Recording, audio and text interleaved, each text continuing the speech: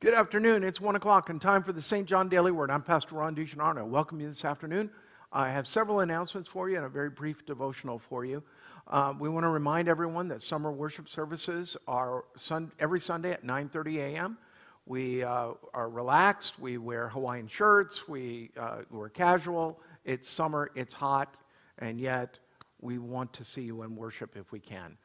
We also want to remind you that next Saturday, August 1st, or this coming Saturday, August 1st at 9 a.m. is our back-to-school backpack, where we will supply about 288 backpacks and school supplies for elementary and for middle school and high school. And so we'll be stuffing the backpacks on Wednesday evening at 5:30 p.m. And yes, we will have pizza.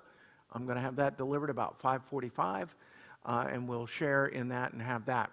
Also, St. John Golf League begins Friday, August 7th, and it's at Sun and Lake Golf Course. We've got to be there by 8:15 and checked in and ready to go because we have a tee time set up.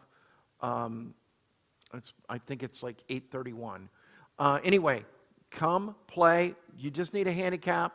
If you're a member at Sun and Lake Golf Course, there's no charge with that. But we still have to check in. And we do all the pairings. We just need you to have a handicap and our approximate thing. It's a point system. I'll have rules and everything for August 7th. Trustees are meeting Monday, August 3rd at 10 a.m. in the Education Building. And that won't be a very long meeting, but we have some things just to be sure we're all set and ready for hurricane preparation. If you've lived in this community for a long period of time or lived in Florida, you know that August and September are generally the worst months for hurricanes to hit the peninsula of Florida. So we just want to go over a couple things and make sure that everything is set and ready. Also, faith and fitness class every Tuesday and Thursday at 11 a.m. in the Fellowship Hall. Tampa Bay Rays faith game, be in the parking lot by 12:30 or around 12:30. The bus will be here. And we're playing the White Sox and the Rays, and we encourage those of you who have come.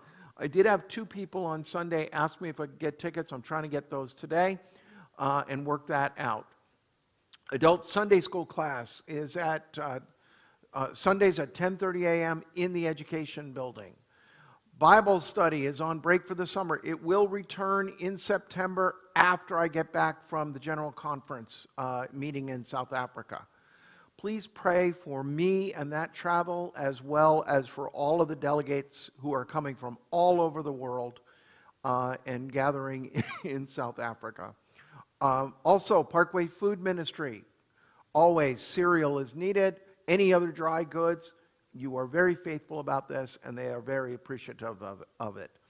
Veterans Peer Group meets every Thursdays at 12 noon in the Education Building. And we encourage you to come and be a part of that if you are a veteran. They are veterans helping each other and counseling and encouraging each other. I'm going to share with you from the book of James, chapter 3, verses 13 through 18. I'm going to read all the verses because I want to focus on the 17th and 18th verse. But James, chapter 3, verses 13 through 18. Who is wise and understanding among you? Show by your good life that your works are done with gentleness born of wisdom. But if you have bitter envy and selfish ambition in your hearts, do not be boastful and false to the truth. Such wisdom does not come down from above, but is earthly, unspiritual, devilish. For where there is envy and selfish ambition, there will also be disorder and wickedness of every kind. But the wisdom from above is first pure, then peaceable, gentle, willing to yield, full of mercy and good fruits, without a trace of partiality or hypocrisy. And a harvest of righteousness is sown in peace for those who make peace. In verse 17 and 18, it tells us how we ought to live. The wisdom from above is pure, then peaceable, gentle, willing to yield, full of mercy and good fruits, without a trace of partiality or hypocrisy. And then verse 18, and a harvest of righteousness is sown in peace for those who make peace. The book of James has often been criticized by some biblical scholars or church history figures. Martin Luther hated it because he wanted to stress not doing good works. He wanted to stress that righteousness came by faith alone. And yet Luther, and part of the reason for that is that Martin Luther had grown up in the church, had become a Catholic priest in the Middle Ages, the latter part of the Middle Ages, as the Reformation burst forth. He was the main participant, one of the main participants in the Reformation. Not the only one, but one of the main ones. Certainly in Germany, he was the main one. But what he did is he was reacting to good works being done in order to prove that one was a Christian. That it does happen that good works prove our faith. It proves it out. It bears witness to our faith. But it's more of this.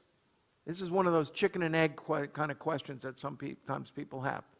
We do good works because we have this faith, not in order to get that faith, not in order to prove that we are indeed who we say we are, but they are the proof that we are indeed who we say we are. But we don't do those good works. We don't do works of mercy because we want to gain favor with God. We want to do those because we have experienced the grace of God in His Son, Jesus the Christ. And that's, even James understood that. Paul also stressed faith. And sometimes people have said, well, James and Paul were at odds. No, they weren't. They were on the same street, on the opposite sides of the street, and it was their perspective that we were seeing. James is talking about this weak faith that doesn't have good works. And he even says, if you have a brother or a sister in need and you say, I'll pray for you, and don't do anything about it, and you have the means to do something about it, then you're worse than the infidels, then worse than unbelievers. Because we are compelled, the gospel compels us to do good works to those around us, whether they are in the kingdom or not, because we are God's children and God's representatives in this world. So, what's the reason for doing that? Well, this is the lectionary reading for today. That's one thing. But the other thing is, I think about the backpacks, which we've been doing for, like I said, 12 years. That means that in 12 years, we have handed out nearly 3,000 backpacks with what we do this week. We have made a difference in the lives of children and families. We help people in this community all the time. We help them with rent. We help them with utilities sometimes, electric. We don't do cell phones. We don't pay their cable bill or satellite bill. I did have somebody one time call and ask me, and they said it was a necessity that they got to watch the Cartoon Channel or whatever it was, and I'm sorry, we don't do that. But we do help people with electricity. We do help people with rent costs from time to time. We can't do all of it. We do a part of it. And we just did so. And when I talked with that person, when they talked with me, they said they had a 9-year-old child. And I said, listen, bring them on Saturday morning at 9 a.m. Get in line in your car, and we will be handing out backpacks with school supplies. I know what that takes. I know that with my own children, we never gave them the backpacks. We always bought them their own backpacks, and we did all of that. We went and got all the supplies and everything else. It gets expensive. Now, we buy in bulk. It's not the quality's a little, it's not a name brand backpack. They're good backpacks, though. They're sturdy. We test them when we get them. And it makes a difference. And I have seen moms and dads get choked up in saying thank you.